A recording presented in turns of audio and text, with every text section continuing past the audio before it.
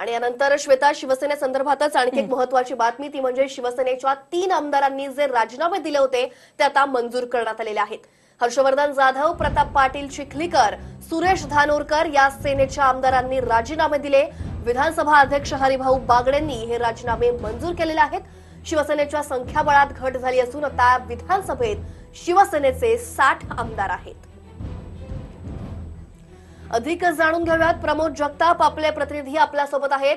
प्रमोद, काय सांगाल, काय अधिकची माहिती आहे?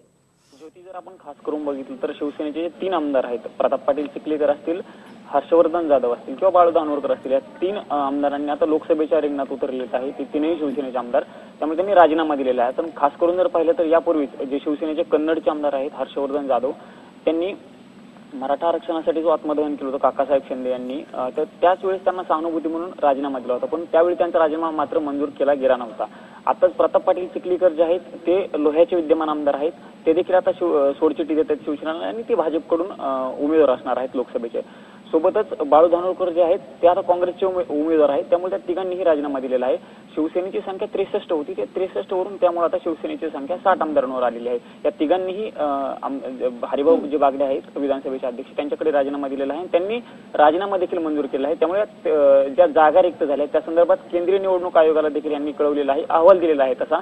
आता खास करून जर बघितलं तर पुढच्या 6 महिन्यातच विधानसभेची निवडणूक येणार आहे, त्यामुळे जे 3 रिक्त जागा झालेल्या आहेत त्या ठिकाणी पोटनिवडणूक होती का नाही ते पाहणं महत्त्वाचं आहे, परंतु 6 महिने असल्यामुळे शक्यता आहे या ठिकाणी पोटनिवडणूक होणार नाही। ज्योती, धन्यवाद प्रमोद दिलेल्या या सविस्तर माहितीसाठी।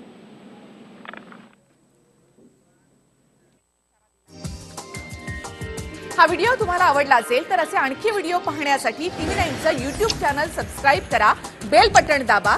ताज्या घडामोडींसाठी लॉग ऑन करा tv9marathi.com।